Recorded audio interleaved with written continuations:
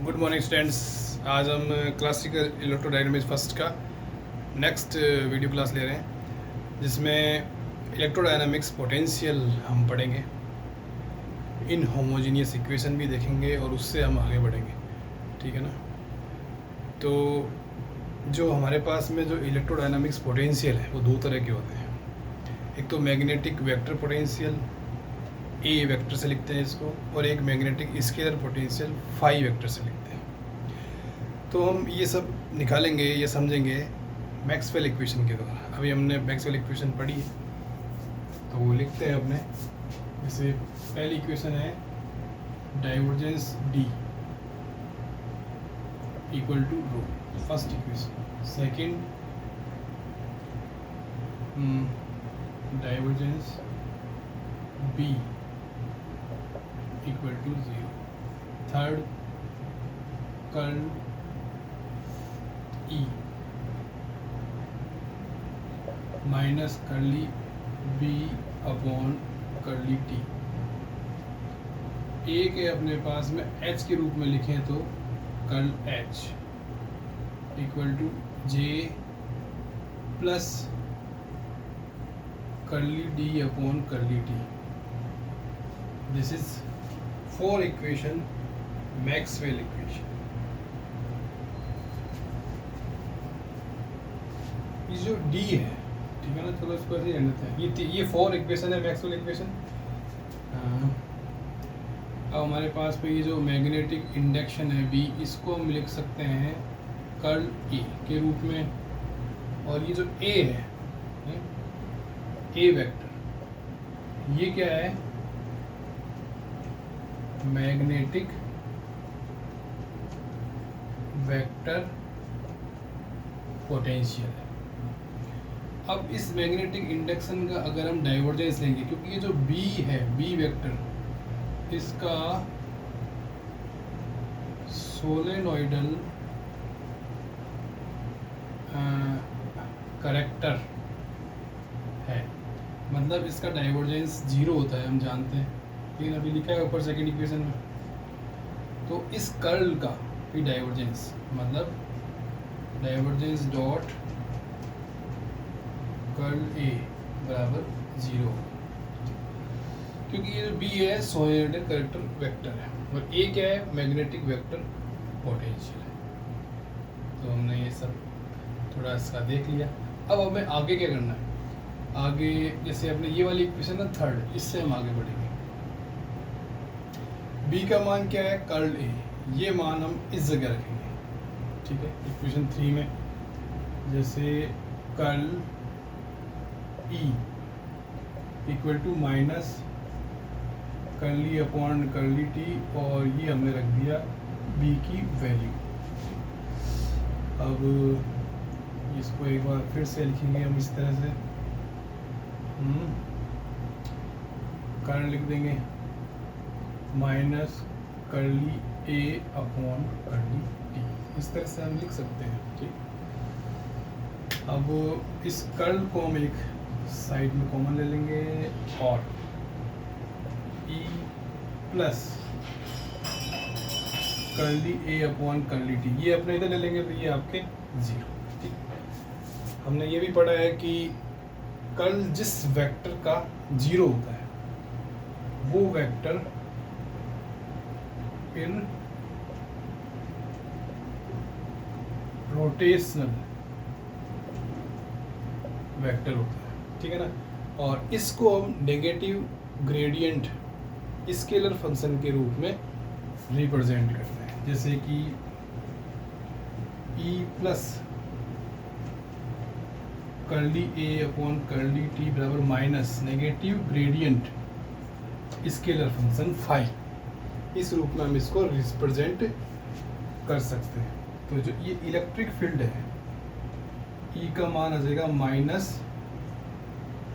Gradient phi minus curly A upon curly T, ठीक। तो इसको ले देते हैं हम 5 इक्वेशन। यहाँ बी का मान है मैग्नेटिक वेक्टर पोटेंशियल के रूप में, ये ई का मान है फाई और ए के रूप में, 6 इक्वेशन।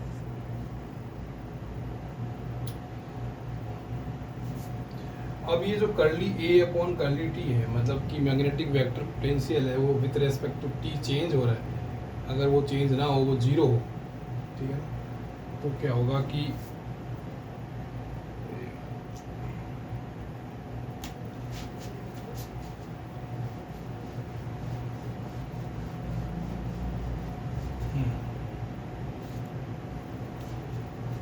यदि कर्ली ए वेक्टर अपॉन कर्ली टी बराबर ज़ीरो हो, इफ़, है ना, तो जो इलेक्ट्रिक फील्ड है वो आ जाएगा माइनस ग्रेडियंट फाई, मतलब कि negative gradient of scalar function, जो कि हम जानते हैं कि इलेक्ट्रिक फील्ड वैसे लिख सकते हैं। हमने देखा है कि ये जो बी और ई है इक्वेशन 5 और 6 में, फाई और ए इस मैग्नेटिक स्केलर फंक्शन और मैग्नेटिक वेक्टर पोटेंशियल के रूप में हमने इनको लिख दिया है। और एक चीज़ और मैं बता दूं आपको, मैंने बताना भूल गया कि इसमें जो मैक्सवेल इक्वेशन हमने शुरू में लिखी थी उसमें इनहोमोजेनियस इक्वेशन भी है। मैं एक बार वापस लिख देता हूँ, डाइवर्जेंस डी बराबर रो, एक तो ये है पहला, ठीक है, दूसरा है डाइवर्जेंस बी बराबर ज़ीरो, तीसरा है कर्ल ई बराबर minus curly B upon curly T, fourth equation है कर्ल एच बराबर J plus curly D upon curly T. कहने का मतलब है कि ये सब तो करना ही है, और इनके साथ में, इसके साथ में, फिफ्थ इक्वेशन के साथ में ये लिखना है कि ये जो चार इक्वेशन है 1 2 3 4 मैक्सवेल, इनमें इनहोमोजेनियस इक्वेशन है। देखो ये दो del curly upon curly T, ये होमोजेनियस, ये दो और कोई है नहीं, ये होमोजेनियस, ये दो और ये एक, है ना, अलग अलग है ना, इसमें दो पद हैं, इसमें एक, ठीक है ना, मतलब वो घातें देखते हैं, या तो दो घातें होती हैं पावर, या एक होती है, तो ये दो और ये एक, तो ये इनहोमोजेनियस है, ये तो 1, ये दो, और ये curly upon curly T D, ये दो और ये एक, है ना, तो ये फोर्थ, तो मतलब 1 और 4, ये जो इक्वेशन है ना दोनों, ये इनहोमोजेनियस इक्वेशन है, ये हमें इसमें मेंशन करना है, लिखना है कि 1 और 4 इनहोमोजेनियस इक्वेशन है, ठीक है। उसके बाद में बी को कर लेके फिर अपन को ये चलना है, और ये ई का और बी का मान निकालना है, फिफ्थ और sixth equation in term of phi and A, ठीक है, इतना हम कर लेंगे। इसके आगे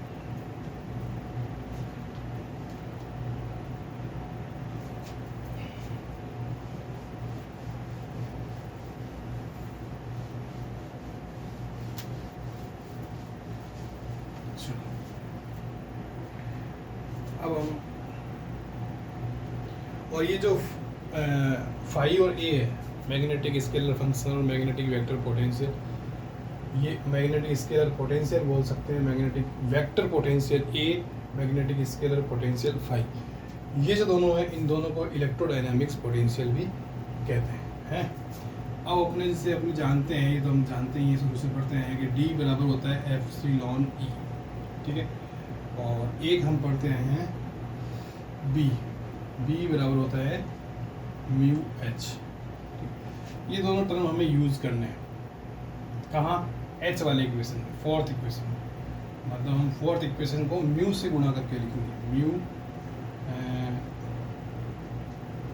कर्ल एच बराबर mu J plus mu curly upon curly D की जगह हम लिख देंगे एप्सिलॉन ई, ये, तो फिर कर्ल, ये म्यू से एच से गुणा हो जाएगा, इसकी जगह आ जाएगा कर्ल बी बराबर म्यू जे प्लस, और ये म्यू एप्सिलॉन बाहर आ जाएगा, ये आ जाएगा कर्ली ई अपॉन कर्ली डी, ये हमारे पास इक्वेशन आएगा एक कर्ल बी का।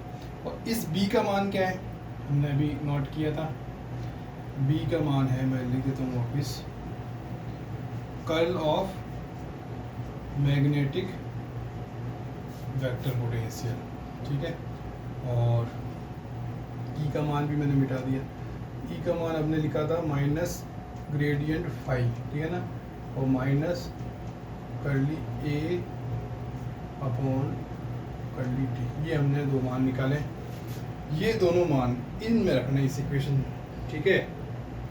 चलो रखते हैं।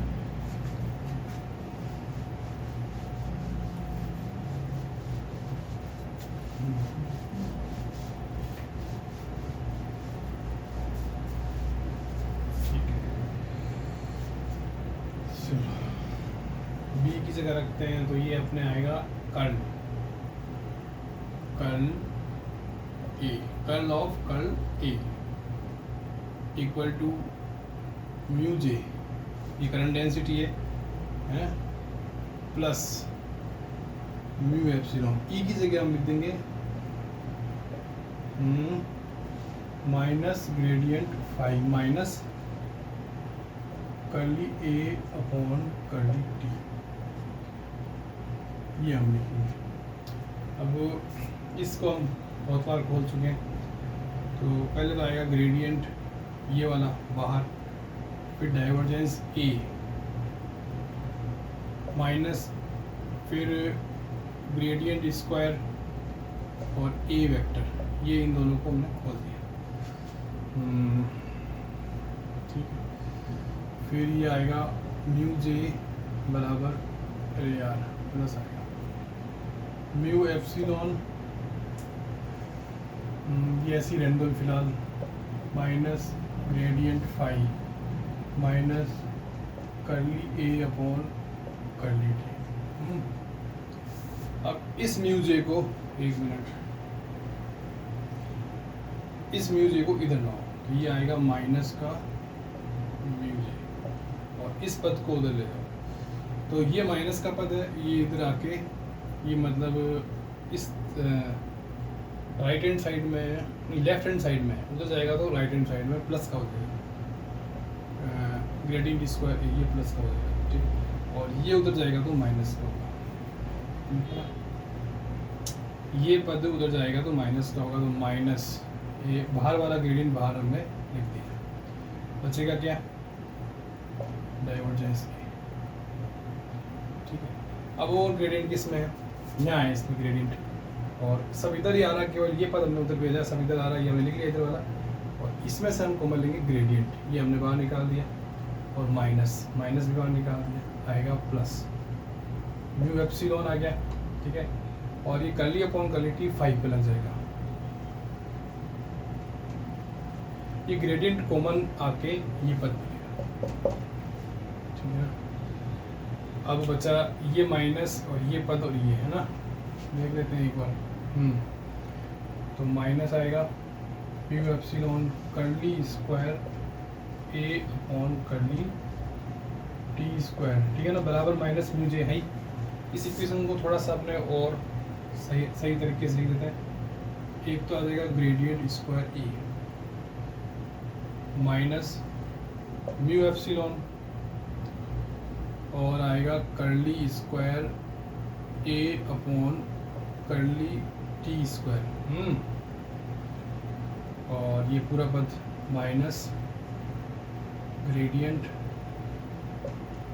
Divergence plus mu epsilon curly phi upon curly T equal to minus mu J. इसको नेक्स्ट इक्वेशन लगा दो आप, जैसे कितनी रहेगी, 5 लगा दो, भले 5 6 लगा दो, कोई भी जो नंबर आ रहा है वो लगा दो इसको, ठीक है, ओके। तो ये हमने एक वेक्टर और मैग्नेटिक वेक्टर पोटेंशियल की इक्वेशन हमने याद कर ली। इसमें ये टर्म आ रही है, ये इंपॉर्टेंट टर्म है, भी आगे बताऊंगा मैं। अब हमारे पास में एक है इक्वेशन डाइवर्जेंस डी बराबर रो, तो डी की जगह अगर हम लिखें एप्सिलॉन ई, तो डाइवर्जेंस ई बराबर रो अपॉन एप्सिलॉन। एप्सिलॉन मतलब हम ये जो भी कर रहे हैं ना, ये इक्वेशन वगैरह निकाली गई, ये वाली ऊपर वाली, ये सब डाइलेक्ट्रिक मीडियम है। ई की जगह हम मान रखेंगे कौन सा, माइनस ग्रेडियंट फाइव और ए वाला, minus curly A upon curly T, ए की जगह मान रख दिया बराबर रो अपॉन एप्सिलॉन। अब इस डाइवर्जेंस को अंदर और ठीक है, और माइनस से गुणा कर दो इसको पूरी इक्वेशन को, तो ग्रेडियंट स्क्वायर फाई प्लस इसमें देखो क्या लिख सकते हैं आपने,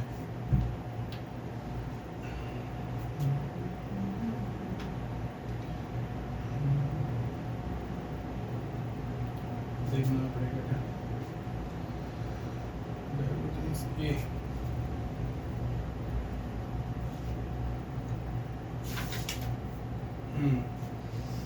ठीक है, माइनस से गुना कर देंगे और ये आ जाएगा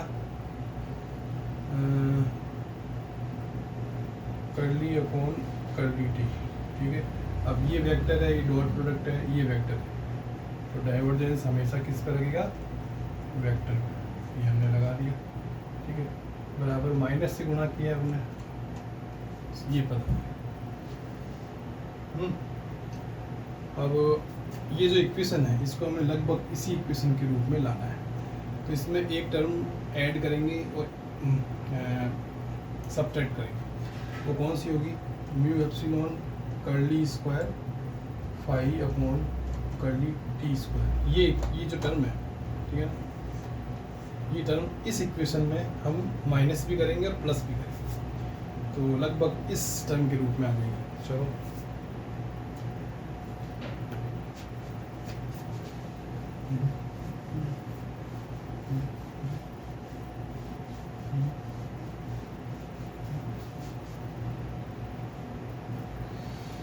पहले तो ये आएगा ग्रेडियंट स्क्वायर फाई, अब ये माइनस करेंगे तो minus mu epsilon curly square phi upon curly T square, है ना, एक बार plus curly upon curly T divergence A. अब ये देखो माइनस वाली तो आ गई है ना, अब प्लस वाली लिखनी है, और कर्ली अपॉन कर्ली टी हमें कॉमन लेना है, प्लस वाली लिखनी है, तो mu epsilon curly upon curly T और ये फाई, राइट, और बराबर minus rho upon epsilon zero. Number ऐसे लगाए हैं, देखना क्रम से, 6 और 7 हमारे पास में इक्वेशन आ गई।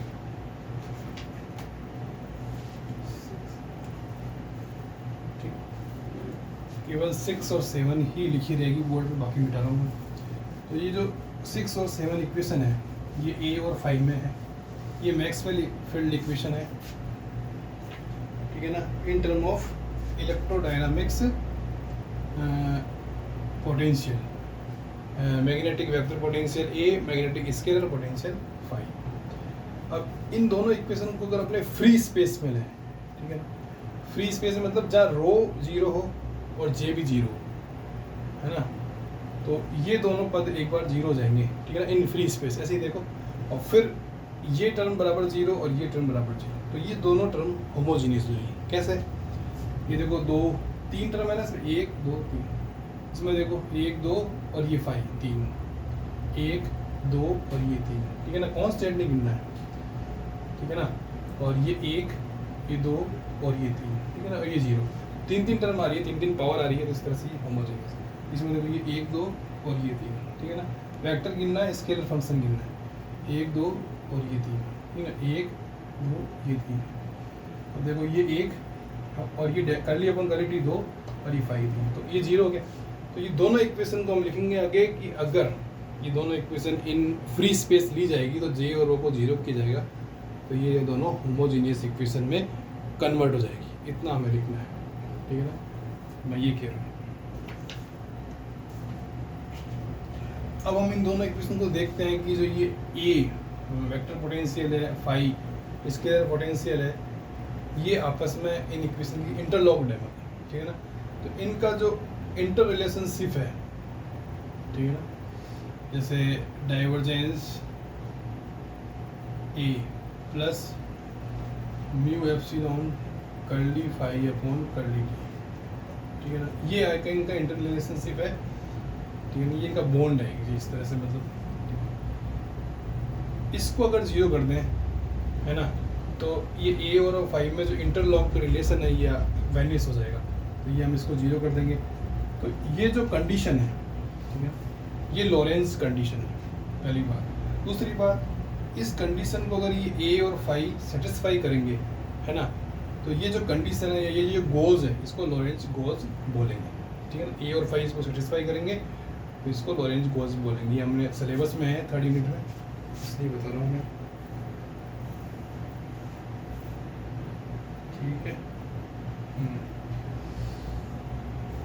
इसको ए और फाई सेटिस्फाई करेंगे तो ये लॉरेंज गोज बन जाएगा, ये गोज, और इसको बोलते हैं लॉरेंज कंडीशन, ठीक। इसके आगे हमें ये लेके चलना है कि ये जो भी इक्वेशन हमने अभी तक ज्ञात की है वो डाइलेक्ट्रिक मीडिया के लिए।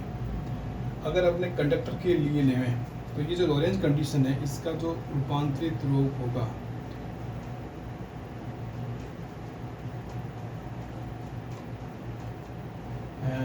प्लस म्यू सिग्मा फाई बराबर 0। एक बार चेक कर, ठीक है ना।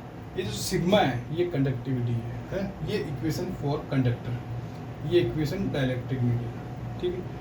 इसको भी आप नो लगा सकते हो, लगाना चाहो तो, बस इसको इतना ही रखना है। अब आगे हमको दूसरा लेके चलना है। उसमें क्या है कि जो हमारी लॉरेंज कंडीशन है, मतलब इक्वेशन 8, ठीक है ना, लॉरेंज कंडीशन, इसको इन दोनों इक्वेशन में लेना है। मतलब ये जो टर्म है, इन दोनों में हम ये 0 कर देंगे।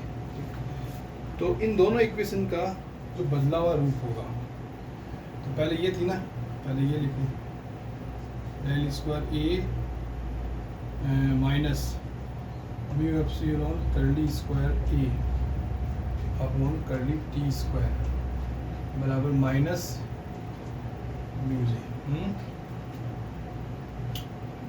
इसको लिखो gradient square phi minus mu epsilon curly square phi upon curly T square बराबर माइनस रो अपॉन एप्सिलॉन। ये इक्वेशन आ गई हमारे 9 तो आ गई थी, और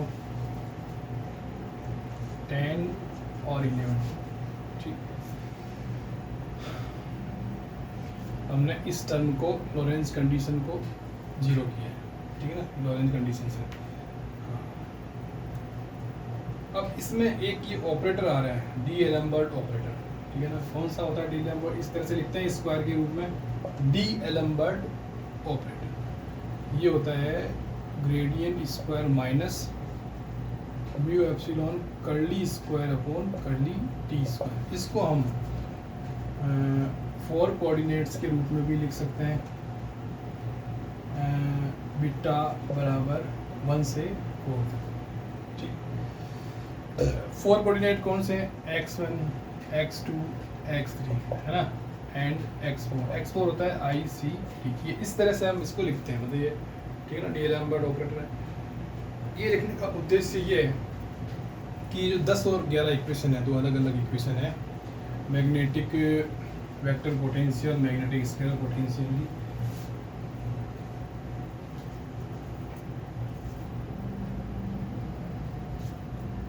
इसको हम एक रूप में लिख सकते हैं। इसको हम एक रूप में लिख सकते हैं, नहीं, पहले तो हम इसको डी एलम्बर्ट के रूप में लिखेंगे। तो देखो, ये स्क्वायर डी एलम्बर्ट ऑपरेटर, और ये ए वेक्टर बराबर माइनस म्यू जे, और इसको लिखेंगे ये डी एलम्बर्ट पाई है बराबर रो अपॉन एप्सिलॉन, ठीक। ये 12 और ये 13 इक्वेशन हमारी आ गई। इन दोनों इक्वेशन को हमने शॉर्ट फॉर्म में 2 इक्वेशन में लिख लिया। डी एलम्बर्ट ऑपरेटर के बारे में ये मैंने लिख दिया है। अब क्योंकि यहाँ वेक्टर पोटेंशियल और स्केलर पोटेंशियल की 2 टर्म आ रही, ठीक है, इसको अगर एक सिंगल टर्म के रूप में लिखना है तो हमको एक ट्रांसफॉर्मेशन लेना होगा, और जो ए है हम इसकी जगह लेंगे 4 वेक्टर पोटेंशियल, ठीक है। ये ए और किस का ए आयोटा फाई अपॉन सी, और इसी तरह से ये 4 वेक्टर करंट डेंसिटी है, ये जे आयोटा सी रो। एक बार लिख लेते,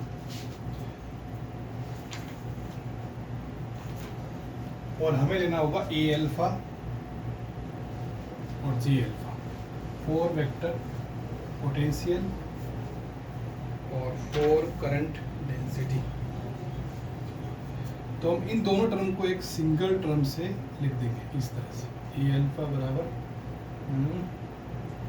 minus mu G L, this is 14। ये हम इसको इसके साथ में लिखना है। हमने यहाँ क्या देखा कि 4 वेक्टर पोटेंशियल या 4 वेक्टर की सहायता से हमने डीएलम्बर्ट ऑपरेशन की सहायता से, ऑपरेटर की सहायता से इन दोनों टर्म को एक सिंगल टर्म में लिख दिया। अब चूंकि इसमें सी काम में आ रहा है तो इसको रिलेटिविस्टिक ट्रांसफॉर्मेशन कहते हैं। ये एक रिलेटिविस्टिक ट्रांसफॉर्मेशन है क्योंकि ये दो इक्वेशन को एक इक्वेशन के रूप में हमने लिख दिया है, ठीक है ना। तो ये एक रिलेटिविस्टिक ट्रांसफॉर्मेशन है और इस रिलेटिविस्टिक ट्रांसफॉर्मेशन की हेल्प से हमने इक्वेशन को इलेक्ट्रोडायनामिक पोटेंशियल के रूप में लिखा है, ठीक है ना। और ये इलेक्ट्रोडायनामिक्स पोटेंशियल ई और फाई, ये हमारा आज का टॉपिक है। Thank you.